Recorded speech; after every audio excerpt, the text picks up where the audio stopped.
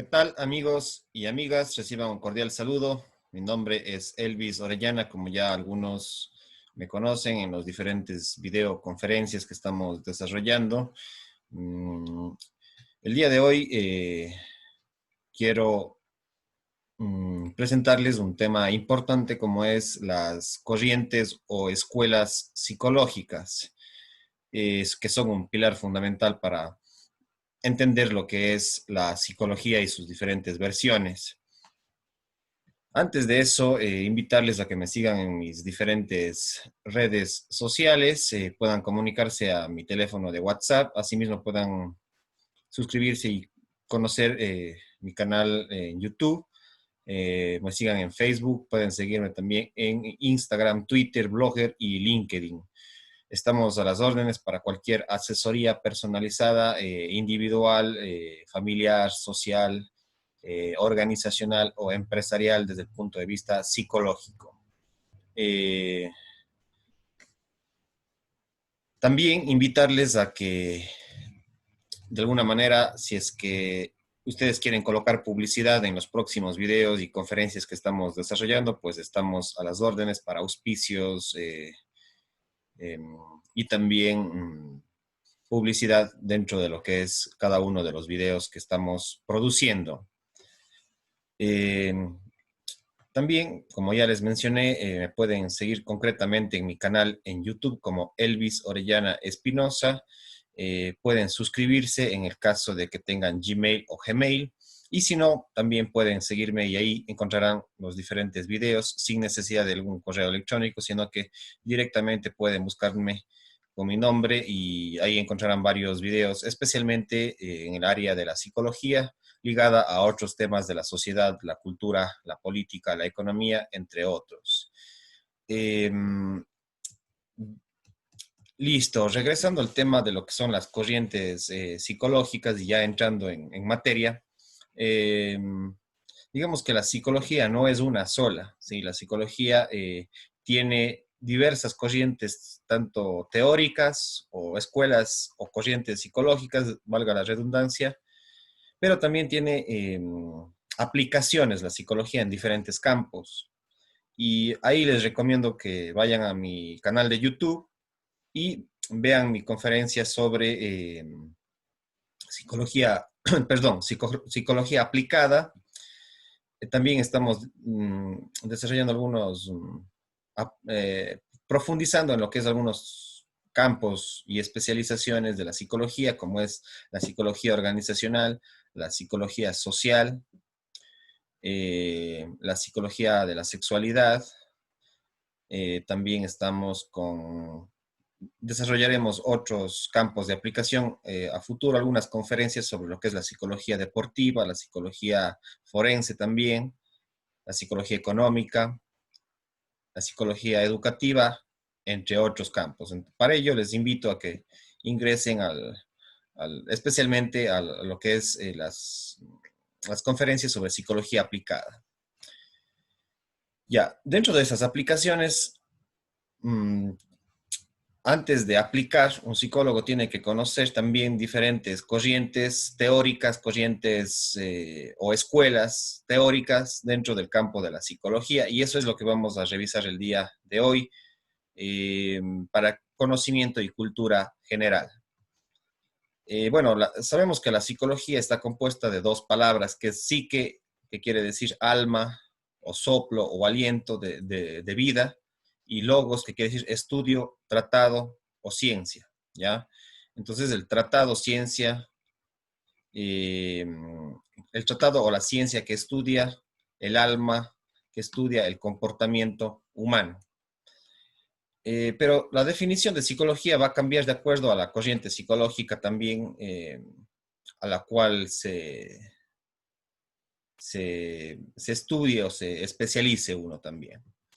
Y algunas de las teorías o corrientes teóricas de la psicología que se han investigado y que se han desarrollado a lo largo de más de 100 años de historia, incluso algunos autores dicen que mucho más antes ya se desarrolló la psicología, pero la psicología moderna europea surge principalmente en el siglo XIX, mediados del siglo mediados y fines del siglo XIX. Ahí es cuando se desarrolla en Europa, después a América y por supuesto después a Hispanoamérica se desarrolla la psicología. En el caso ecuatoriano, especialmente desde los años 70, ya las universidades cuentan con algunas carreras de psicología.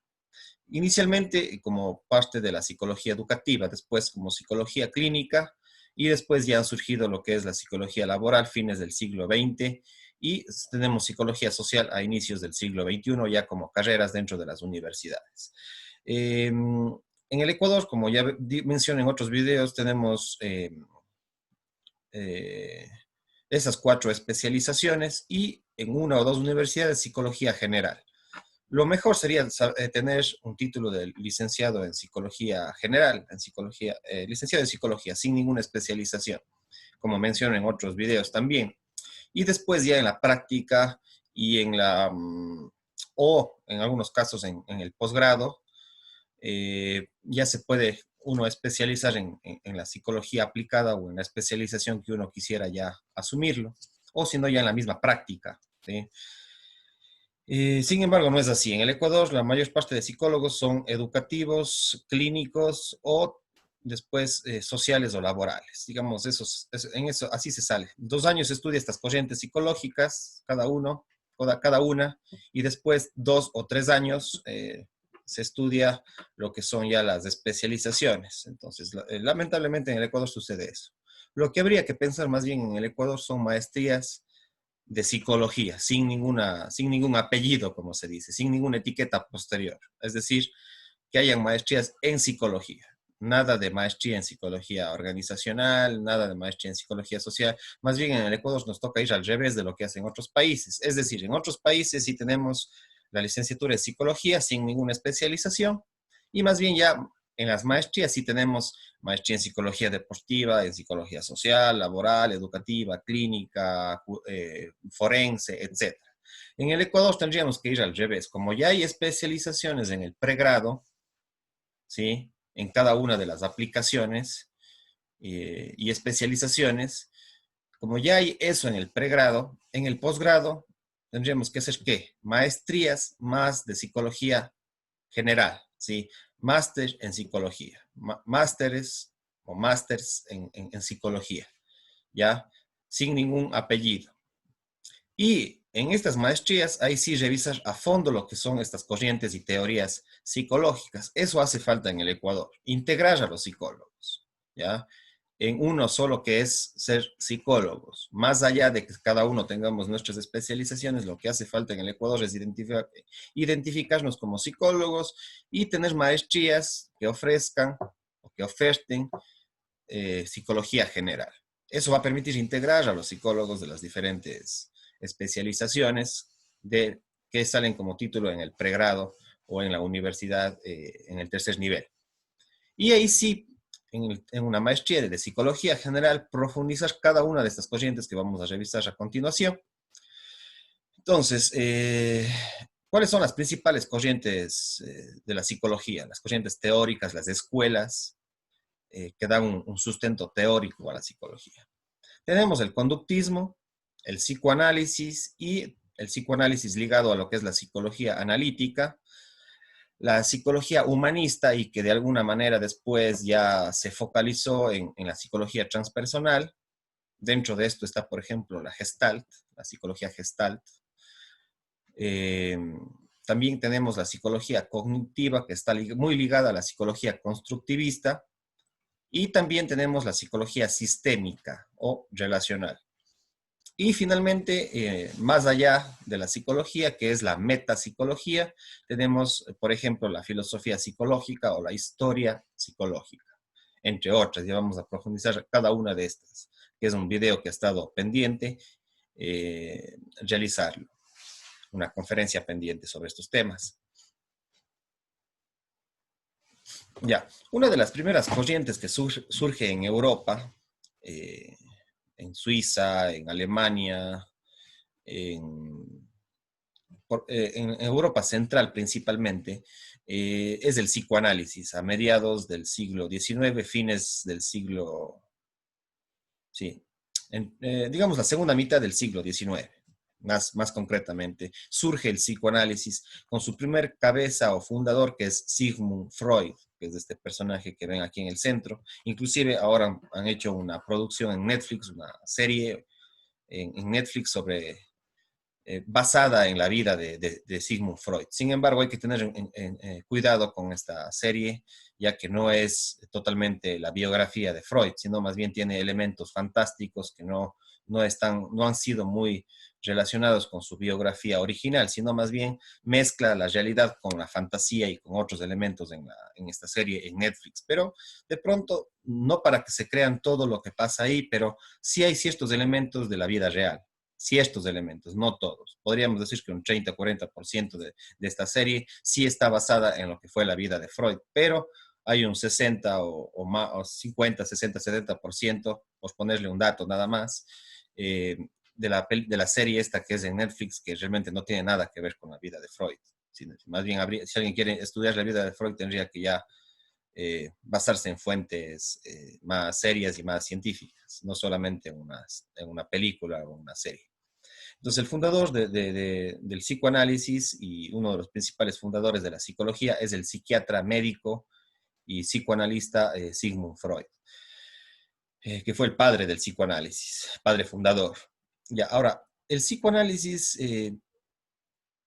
¿cuál es el objeto de estudio del psicoanálisis? De estudio y de intervención o de cambio también, ¿ya? Entonces, ¿qué estudia el psicoanálisis? Porque cada escuela o corriente teórica dentro de la psicología estudia diferentes componentes. En el caso del psicoanálisis, por ejemplo, tiene como objeto el inconsciente, la sexualidad, especialmente la freudiana tiene bastante una connotación sexual. Surge el término inconsciente con el psicoanálisis. Para el psicoanálisis es muy fuerte el tema de la irracionalidad, de los instintos, del placer, los sueños, que es un componente de análisis del psicoanálisis, valga la redundancia, deseos reprimidos o sueños reprimidos y mecanismos de defensa, principalmente, porque pueden haber otros elementos ahí también, otros objetos dentro del psicoanálisis. Pero digamos, esos son los principales objetivos del psicoanálisis, de estudiar estas áreas, ¿ya? Como ya lo dije, el origen y el contexto se da en Europa Occidental, especialmente en la parte central de Europa, en el siglo XX. Bueno, aquí he puesto la primera mitad, pero sí surgió en la segunda mitad del siglo XIX y se prolongó, por supuesto, y se dio a conocer más en América en la primera mitad del siglo XX. Esto que está escrito sí es en parte es realidad, pero también hay que entender que surgió ya en el siglo XIX en Europa. De ahí se desarrolló en la primera mitad, porque Freud vivió hasta la década de los 40 del siglo XX. Entonces, hasta la década de los 40 se desarrolló mucho el psicoanálisis en el siglo XX, inicios del siglo XX. Y como les decía, algunos autores, como principalmente Sigmund Freud, que es el líder, el creador de esta corriente, y de ahí tenemos, por ejemplo, a grandes personajes como Carl Gustav Jung, ¿sí? Su esposa Emma Jung, también es otra que no he puesto aquí, pero también es importante. Ahí también les sugiero que vayan a mi conferencia sobre la vida y obra de Carl Gustav Jung, que es una línea muy interesante del psicoanálisis. Digamos, Carl Gustav Jung no le gusta llamar psicoanálisis, él lo llamó psicología analítica, porque digamos, tuvo sus diferencias muy fuertes con Sigmund Freud y él creó lo que se llama la psicología analítica, pero digamos son terminologías, es parte de la misma corriente que es el psicoanálisis, sino que estudia diferentes campos y tiene otros conceptos también. Entonces hay sus diferencias dentro del psicoanálisis, también hay una diversidad de autores, entonces, por lo tanto, investigan o intervienen en diferentes componentes.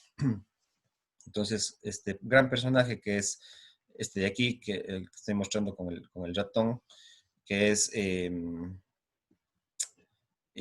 Carl Gustav Jung.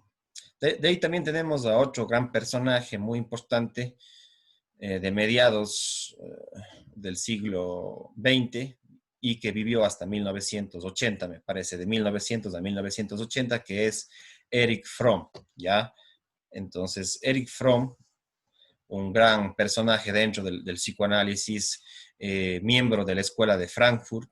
Entonces, Erich Fromm, digamos, siguió a Freud en ciertos aspectos, pero en otros aspectos no estuvo de acuerdo con él y generó nuevas teorías y nuevas investigaciones respecto al psicoanálisis. Y también fue parte, como les decía, de la Escuela de Frankfurt, la gran teoría crítica, ¿sí? La gran teoría crítica alemana, y después que se trasladó a Norteamérica, a los Estados Unidos, con el régimen nazi, tuvo que emigrar a los Estados Unidos, concretamente a Nueva York. Entonces, Erich Fromm fue uno de esos grandes personajes del psicoanálisis y de la escuela de Frankfurt.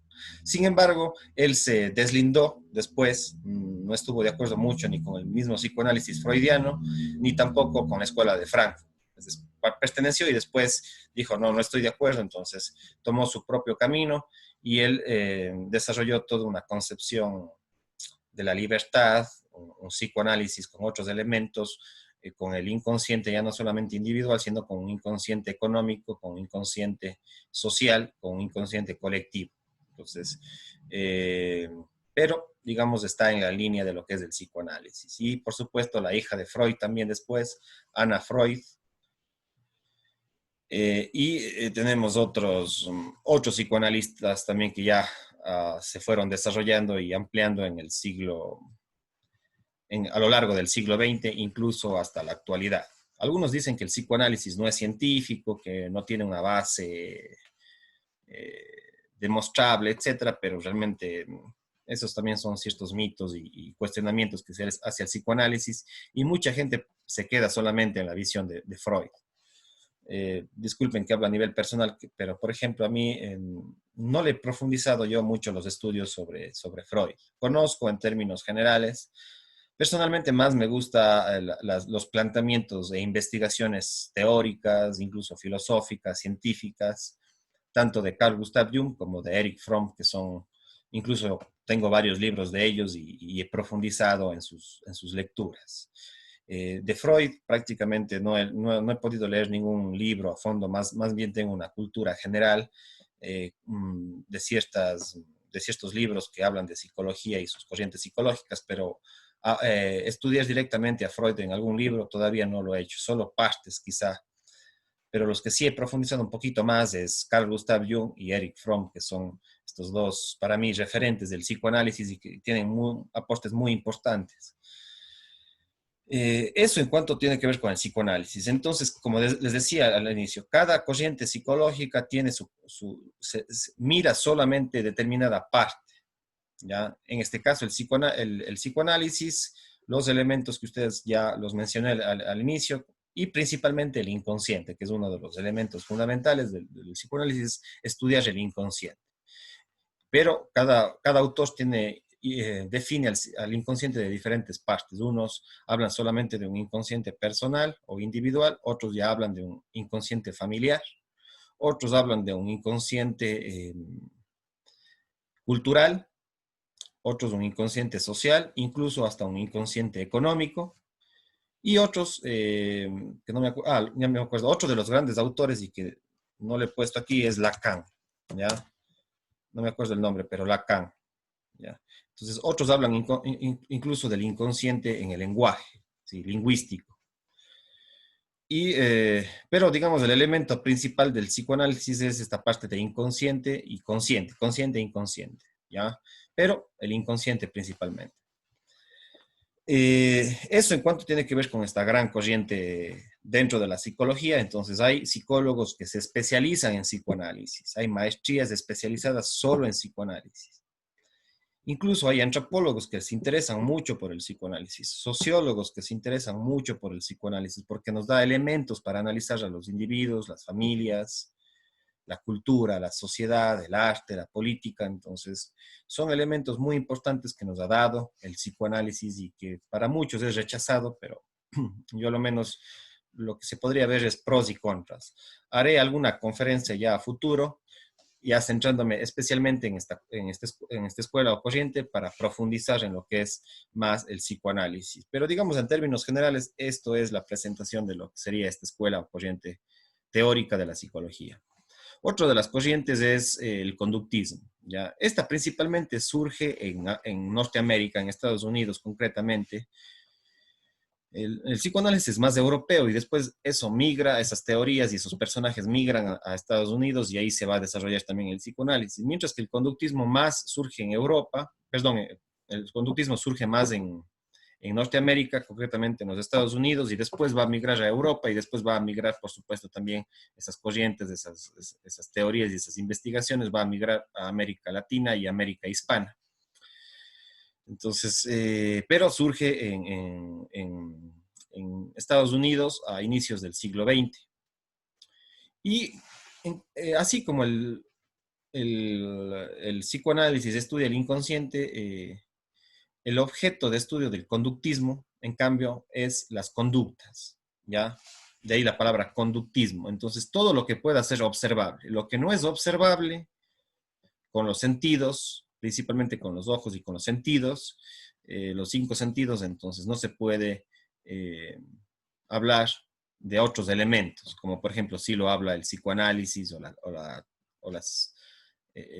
lo que vamos a revisar después, que es la escuela cognitiva o la psicología humanista y transpersonal. Entonces, el conductismo está centrado solamente en lo observable, en las conductas, en los comportamientos de lo que se puede observar o lo que se puede verificar con los sentidos.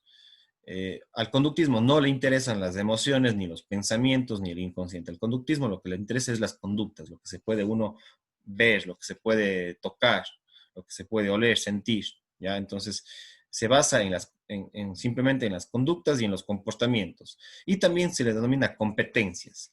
Por ejemplo, dentro de la psicología aplicada, la psicología laboral y organizacional, los psicólogos organizacionales tienen un componente bastante fuerte de lo que es el conductismo y también de lo sistémico que vamos a revisar después, pero principalmente el conductismo, especialmente la gestión del talento humano está dominada por el conductismo.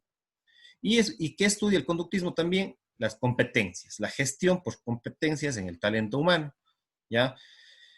Y ese es uno de los elementos claves dentro de la psicología laboral. Entonces, por eso es que muchos psicólogos laborales sí son conductistas, porque se basan en la gestión de competencias del talento humano, en la selección, capacitación, evaluación y seguimiento del talento humano o del personal dentro de las organizaciones o de las empresas. Entonces, ahí de paso les recomiendo, por ejemplo, que vean un video que se llama Psicología Organizacional, que he hecho también una conferencia respecto a eso, ¿ya? Y también el conductismo se basa mucho en el desarrollo de habilidades y de destrezas, ¿ya? Que puedan ser observables o verificables. Entonces, estos son los elementos de estudio del conductismo. Conductas, comportamientos, competencias, habilidades y destrezas. Y aquí está, que había dicho yo, que surge en los Estados Unidos en el siglo XX, que ya lo mencioné. Principalmente tiene un cierto auge en Estados Unidos entre 1930 y 1940, es decir, entre las dos guerras mundiales, entre la Primera y la Segunda Guerra Mundial, ahí se va a desarrollar el conductismo. Algunos de sus principales autores, por ejemplo, es Skinner, Pavlov, ¿sí? Skinner, Pavlov, McClelland, ¿sí? Y Watson. ¿Sí? McClelland, David McClelland, no sé cómo se pronuncia, no soy tan bueno para el inglés, pero este personaje es muy importante para la psicología laboral. Los otros son importantes para la psicología educativa y para la psicología clínica. Pero David McClelland, en cambio, es un personaje muy importante para la psicología laboral y organizacional. Entonces, eso es lo que sería el conductismo. Ya, asimismo, en algún momento profundizaré ya más una conferencia solamente dedicada al conductismo. Ya, otra de las escuelas o corrientes psicológicas es la psicología humanista y que después estaría ligada a la psicología transpersonal. Algunos dicen que son diferentes, pero yo les he puesto en un mismo componente, una misma corriente, juntándolas porque tienen sus características muy, muy, muy similares. Entonces podríamos hablar de una corriente humanista o transpersonal. ¿Cuál es el objeto de estudio de la psicología humanista y de la transpersonal? Bueno, principalmente las necesidades humanas. Acuérdense de que muchos administradores de empresas, muchos ingenieros en marketing o comunicadores sociales que se dedican a la publicidad y a las relaciones públicas, incluso economistas, hablan de las necesidades humanas. Entonces, ese es el aporte de Abraham Maslow, que es este personaje que ustedes ven aquí en pantalla al lado izquierdo de esta fotografía. Entonces, Abraham Maslow, su principal aporte de la psicología humanista es su famosa pirámide de Maslow o la pirámide de necesidades humanas. Entonces, pero la psicología humanista va más allá de eso. Hay otros elementos y son aportes muy importantes que son las necesidades humanas, las necesidades básicas, las necesidades de seguridad, las necesidades de afecto, las necesidades afectivas, las necesidades de autorrealización, entre otras. Ya, otro de los elementos claves de la psicología humanista es la libertad. Ya. Claro que en el psicoanálisis también es un elemento importante la libertad, especialmente en Erich Fromm, pero se va a ver más visibilizada, valga la redundancia, se va a tener mayor relevancia en la psicología humanista, especialmente de Carl Rogers, que es este personaje que ven a la derecha, que son los dos fundadores prácticamente de la psicología humanista. Entonces, Carl Rogers habla mucho sobre la libertad del individuo, de la libertad de la sociedad. Entonces, la humanista y la transpersonal tienen que ver mucho con las necesidades humanas y también con la libertad. Asimismo, como experiencias místicas, o también se les denomina experiencias cumbre o experiencias espirituales, tiene que ver mucho el estudio de lo que es la psicología humanista y transpersonal. Asimismo, como la autorrealización y la felicidad. ¿Ya? Entonces, son elementos importantes a los cuales se enfoca la psicología humanista. Si ustedes, perdón, si ustedes escuchan a un psicólogo hablar de necesidades humanas, de libertad, de experiencias místicas, de experiencias cumbre, de autorrealización o de felicidad, entonces más estaría enfocado en lo que es la psicología humanista y transpersonal. Esta escuela o corriente teórica de la psicología surge, bueno, y no solamente son corrientes teóricas, sino son también prácticas, digamos así, porque no hay nada más práctico que una buena teoría, y teoría y práctica tienen que estar muy ligadas, no puedes ser cosas separadas. La teoría se hace en base a la práctica y la práctica se hace en base a la teoría, entonces es un proceso de ida y vuelta. Pero digamos, en términos generales, podemos llamarlo corrientes teóricas, digamos así, o escuelas teóricas. Entonces, el contexto y el origen es en los Estados Unidos, porque estos dos personajes son de los Estados Unidos, a mediados del siglo XX, concretamente entre la década de los 50 y 70. Surge la psicología humanista y la psicología transpersonal y de ahí se va a prolongar hasta la actualidad, que hay muchos psicólogos de esta corriente. Dentro de esto, de aquí también está, por ejemplo, la psicoterapia o la psicología gestalt, eh, que ya muchos en la ciudad de Cuenca, muchos psicólogos se han especializado y se han enfocado, se han ido principalmente a Argentina a especializarse en psicología gestal y en Chile, pero más en Argentina hay bastantes corrientes y escuelas que forman a psicólogos en gestalt. Entonces ya en Cuenca tenemos muchos especializados, psicólogos especializados en lo que es la psicoterapia y la psicología gestal. Principalmente psicólogos clínicos estoy hablando. Pero esto no solamente tiene que ver con la psicología clínica, sino también con las otras psicologías, social, cultural, laboral, educativa, etcétera. Como ya les había mencionado, los principales líderes son Abraham Maslow y Carl Rogers, que son los fundadores de la psicología humanista y transpersonal, pero también hay otros. Por ejemplo, Fritz Perls, que es el padre de la Gestalt, pero que está ligado a la psicología humanista y transpersonal. Entonces, Fritz Perls, un psiquiatra, Stanislav Grof, que es uno de los grandes integrantes de esta corriente, Ken Wilber, por ejemplo, un gran místico ligado al yoga y a escuelas de Asia Oriental. George Gurdjieff, ¿sí? Este gran místico también, si no me equivoco, me parece que es ruso, si no me equivoco, Gurdjieff, y recorrió toda Europa. Claudio Naranjo, el psiquiatra chileno que acaba de fallecer hace unos pocos años, no es más de 2 años que falleció Claudio Naranjo, un gran líder, un psiquiatra, un médico, pero que principalmente fue psicólogo, desarrolló mucho, se formó mucho en la psicología humanista y transpersonal y gestalt. Alejandro Jodorowsky, psicomago, artista y psicólogo también, que utiliza mucho lo que es el árbol genealógico, estudia mucho lo que es la psicología transpersonal desde una mirada intergeneracional, transgeneracional. Ha estudiado mucho el árbol genealógico, el tarot como una herramienta no de adivinanza, perdón, sino de autoconocimiento. ¿Ya? Entonces Alejandro Jodorowsky ha escrito mucho, tiene un libro incluso completo que lo tengo por ahí, que es la psicología basada en el tarot. Pero el tarot no es algo como piensa la sociedad, una herramienta, digamos, para adivinar el futuro, que es lo que muchos creen que es el tarot. No, el tarot es una herramienta de la psicología y especialmente de la psicología basada en Jung y que lo desarrolla Alejandro Jodorowsky, que es el gran psicólogo que utiliza el tarot como herramienta de autoconocimiento, de desarrollo espiritual, de libertad, de autorrealización.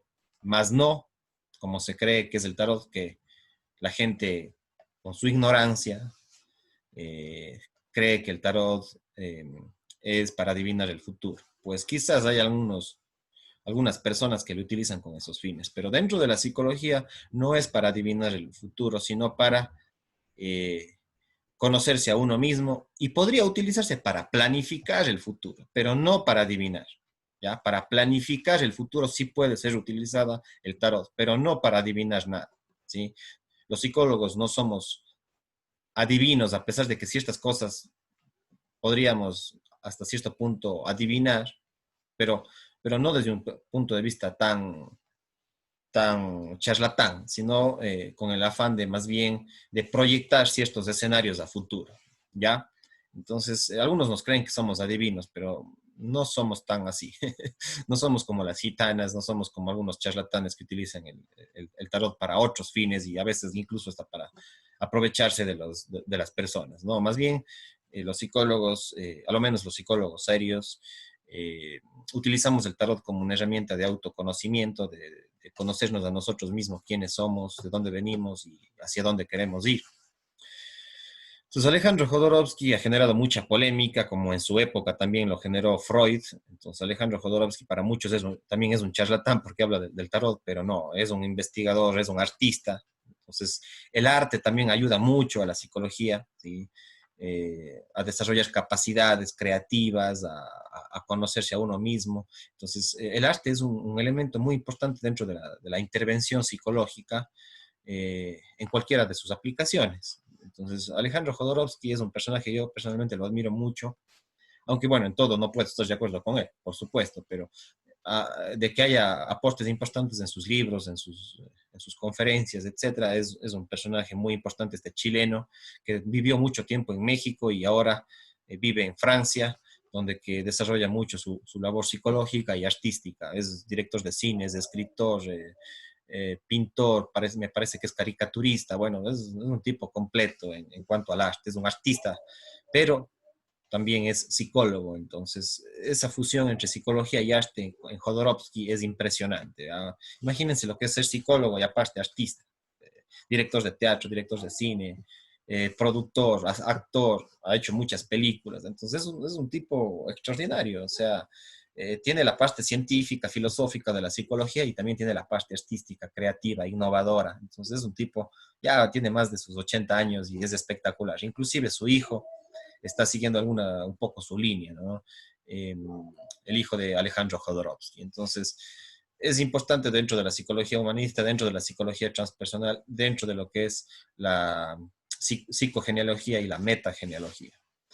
Virginia Gowell, que es esta gran líder psicóloga de la psicología transpersonal, es argentina, vive en Buenos Aires y tiene un centro de psicología transpersonal en Buenos Aires, Argentina, que también es extraordinaria. Les recomiendo que la busquen en YouTube, en Internet, a Virginia Gowell, que es una mujer impresionante y que ella complementa lo que es la psicología occidental con lo que son las psicologías y las tradiciones de Asia Oriental. Y ese es un componente clave que me estoy olvidando y que sí vale ponerlo explícito dentro de la psicología humanista y transpersonal, es que se desarrolla en la década de los 50 y 60 y que toma muchas de las corrientes espirituales de Asia Oriental. ¿Ya? Ese es un sustento muy importante para la psicología humanista y transpersonal, las filosofías y las prácticas de vida de Asia Oriental. Es decir, estamos hablando del budismo, del taoísmo, del hinduismo, estas, entre comillas, religiones politeístas de estas zonas de Asia Oriental, ¿sí? Y, digamos, muchos estadounidenses de esa época, de los 50 y 60, casi estaban obsesionados por ir a vivir experiencias místicas en el Tíbet, en la India, en parte de la China, en cómo es en esta, en los centros espirituales del Dalai Lama, no me acuerdo, en el Tíbet, ¿sí? Entonces muchos norteamericanos y europeos incluso estaban obsesionados en la década de los 60 por ir a alimentarse de la fuerza espiritual, de las vivencias y prácticas de vida, del budismo, del zen, del budismo zen, del yoga, del taoísmo. Entonces, la fuente filosófica, epistemológica, básica de la psicología humanista y transpersonal es justamente estas religiones, estas, entre comillas, religiones, como ya les había mencionado, de Asia Oriental. Entonces, muchos se fueron allá, vivieron algunas experiencias místicas, investigaron, vivieron su vida ahí un tiempo o como experiencias iniciáticas y después llegaron a Estados Unidos y ahí comenzaron ya a practicar, a desarrollar talleres, a desarrollar experiencias ligadas a las prácticas del Tíbet y toda la zona de Asia Oriental, insisto. Y en Estados Unidos, concretamente en California, ¿sí? Acá prácticamente en el Pacífico, en la zona del oeste de los Estados Unidos, en California, se desarrolla un centro importante de la psicología humanista que es, este centro se llama Esalen, ¿ya? El Instituto Esalen. Pueden buscarlo en internet, el Instituto Esalen, que es un centro clave de la psicología humanista y transpersonal y de las experiencias cumbres en Estados Unidos, concretamente en California. El Instituto Esalen. Y ahí se va a desarrollar con mucha fuerza la psicología humanista y transpersonal. Finalmente, Bert Hellinger, que también es otro de los grandes maestros, especialmente de las constelaciones familiares sistémicas y lo que son los órdenes del amor. ¿Ya? Bert Hellinger, que es este alemán, ex sacerdote que vivió mucho tiempo en África y que conoció las culturas africanas, eh, perdón, como como las bantúes, ¿ya? Y otras culturas africanas. Entonces, este ex sacerdote, psicólogo, psicoanalista, fundó lo que son las constelaciones familiares del alma y los órdenes del amor. Entonces, también está muy relacionado con el árbol genealógico y la metagenealogía de Alejandro Jodorowsky. Tiene sus puntos parecidos. No en todo, pero tiene sus puntos parecidos. Entonces, ha sido muy criticado en la actualidad Bert Hellinger como un charlatán, pero él aplica muchas cosas de la psicología sistémica, del psicoanálisis, de la psicología transpersonal. Entonces les recomiendo mucho investigar sobre Bert Hellinger. Eh, Otro de los elementos es la psicología cognitiva y el constructivismo, que se centra en como objeto de estudio los pensamientos, las razones, la racionalidad, la mente, los esquemas mentales, el lenguaje, los significados, la inteligencia o las inteligencias múltiples, la inteligencia emocional, la memoria y los paradigmas mentales. ¿Ya? Entonces, es una corriente un poco medio antagónica del psicoanálisis. ¿Por qué? Porque el psicoanálisis se basa en los procesos instintivos, en los procesos sexuales, en el inconsciente, mientras que el cognitivismo y el constructivismo se basa en el consciente, en la razón, ¿sí? En el pensamiento, en la razón, en la racionalidad. ¿Ya? Entonces, ese es la importante de la escuela cognitiva y constructivista, que surge en Europa occidental en la década de los 20 del siglo XX, pero principalmente se va a desarrollar en la década de los 70, después del auge de la psicología humanista y transpersonal. En la década de los 70 va a tener más fuerza la perspectiva y la escuela cognitiva y constructivista, especialmente tomando como modelo incluso muchos de los sistemas informáticos, ya con el auge de las computadoras, con el auge de los sistemas informáticos, se le va a comparar al ser humano y al cerebro con el software, con eh, los procesos computacionales y la inteligencia artificial ligada con la inteligencia humana, y en torno a eso se va a desarrollar todo lo que son esta corriente que es el cognitivismo. Algunos de sus autores principales es Jean Piaget, que ven aquí, también Lev Vygotsky, ¿sí? Que es el personaje que está acá, que se centra mucho en el lenguaje y en la parte constructivista del lenguaje. Entonces es una escuela ligada al constructivismo. También otro personaje es Ignacio Martín Baró, que fue un sacerdote de la teología y de la psicología de la liberación. Y ahí tenemos otros como Ellis, tenemos a Beck, tenemos al gran Howard Gardner, que es el fundador y el investigador de las inteligencias múltiples. Él dice que hay 8 inteligencias. Si no mal me acuerdo, parece que es la psicología. Por ahí tengo también algún video sobre esto, pero haré alguna conferencia. Él dice que no solamente hay la inteligencia lógica matemática y no solamente la inteligencia verbal o lingüística, que son las más relevantes para medir la inteligencia o el coeficiente intelectual. Él dice que no solamente hay estas 2 inteligencias, sino que aparte de estas 2 inteligencias, de la lógica matemática y de la lingüística o verbal, también hay otras, como por ejemplo, la psicología espacial, ¿sí? La psicología musical o artística, la psicología kinestésica, que por ejemplo los deportistas tienen una inteligencia kinestésica. También está la psicología intrapersonal, la interpersonal, y por ahí me estoy olvidando de una para hacer las 8 inteligencias. Bueno, por ahí tengo algún video sobre eso, pero ustedes busquen como lo que es Howard Gardner, que está aquí, y su teoría investigaciones prácticas sobre las inteligencias múltiples, que son muy utilizadas ahora en el siglo XXI. También tenemos a Joseph O'Connor, que habla mucho de la programación neurolingüística, que es uno de los grandes fundadores del PNL, la programación neurolingüística, y Edward de Bono, que se centra mucho en los procesos de creatividad y de aprendizaje. Entonces, estos son los elementos básicos de la psicología cognitiva y el constructivismo. La psicología educativa se nutre de todas las escuelas, pero principalmente de la psicología cognitiva y constructivista. Eso hay que mencionar explícitamente, ¿ya? Eso.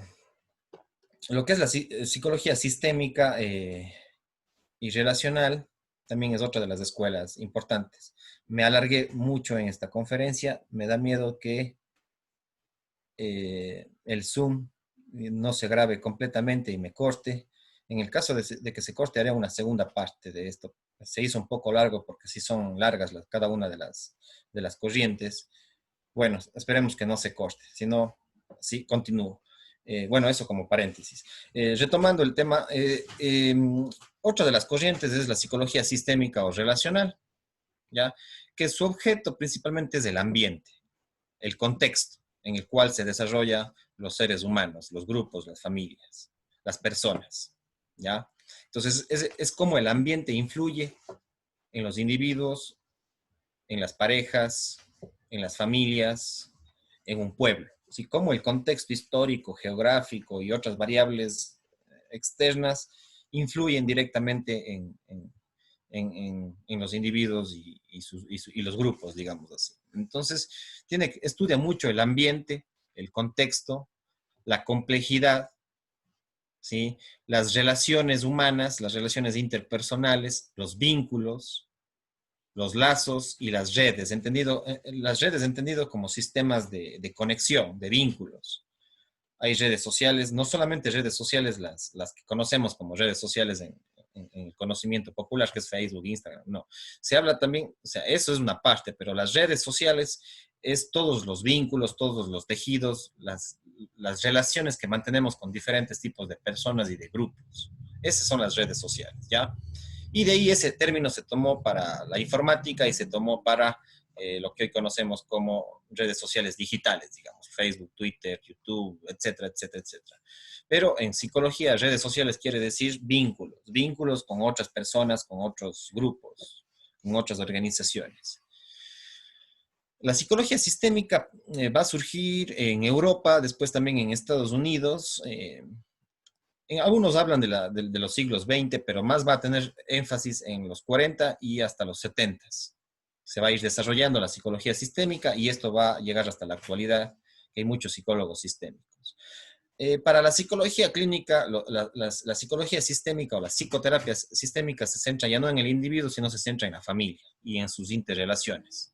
¿Ya? Para el psicólogo clínico, esa es la psicología sistémica, pero para los otros campos de la psicología y para la psicología general, la corriente sistémica tiene que ver no solamente con la familia, sino con el territorio en el cual uno se ubica. Por ejemplo, en mi caso, estoy acá en el Ecuador, estoy en el sur, en la provincia de la Suay, a 35 kilómetros de la ciudad de Cuenca, en Gualaceo. Entonces yo, para analizar a un individuo, tengo que analizar las relaciones que existen en todo un territorio, en este caso en un pueblo que se llama Gualaceo, en un cantón del Ecuador que se llama Gualaceo. Lo mismo en Cuenca. ¿Sí? En la ciudad de Cuenca. Si es que yo quiero conocer a una persona o a una familia, tengo que ver esa familia cómo interactúa con otras familias y con la sociedad, con el barrio, con el territorio llamado ciudad o cantón Cuenca.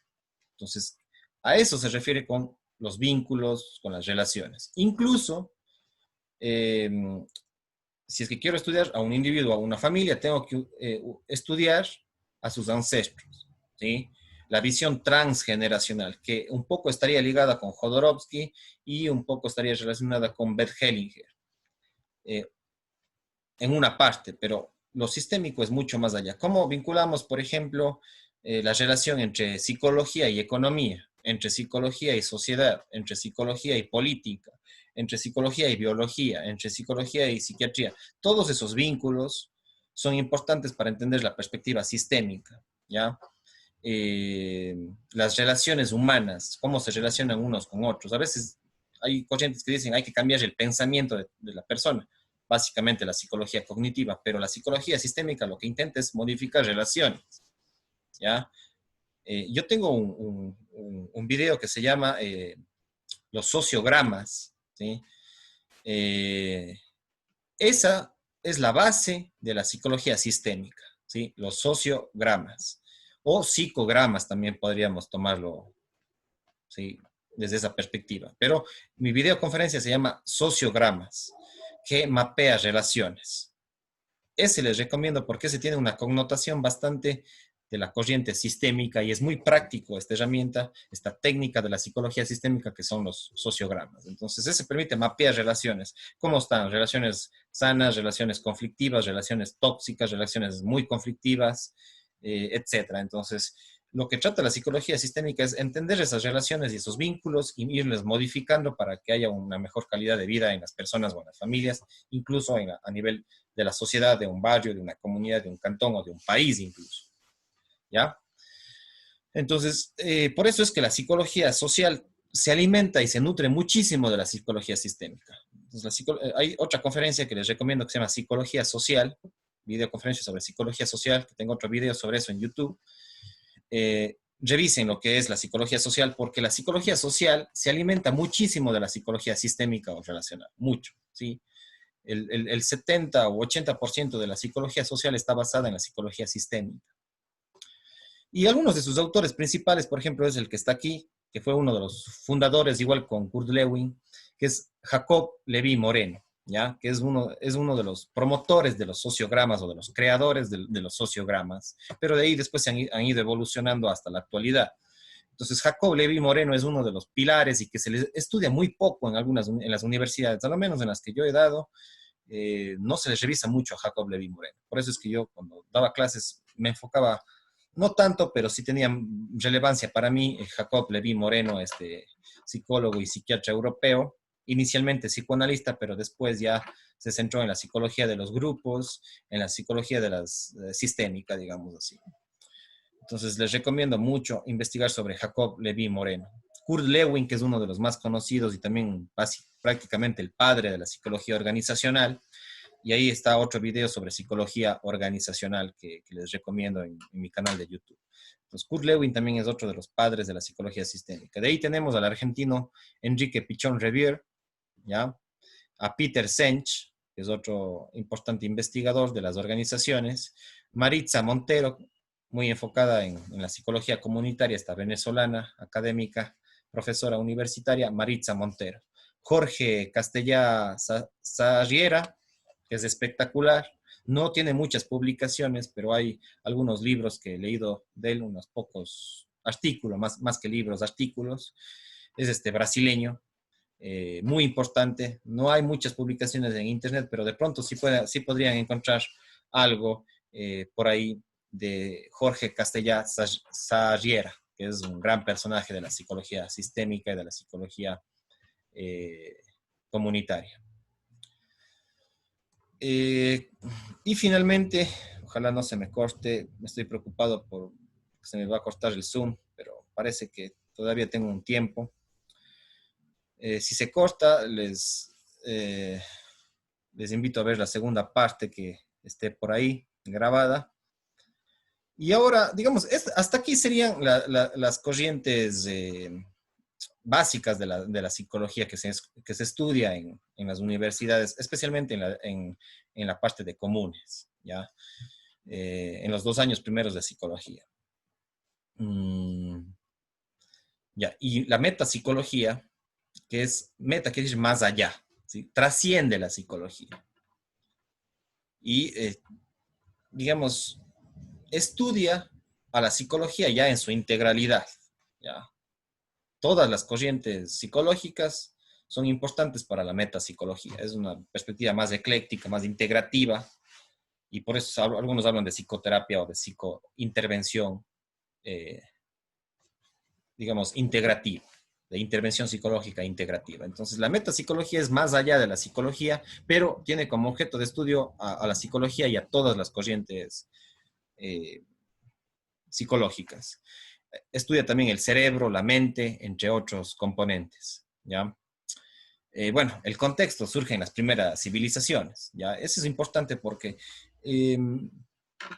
dentro de la psicología se cree que la psicología moderna europea o de la civilización occidental, de alguna manera surge en el siglo XIX.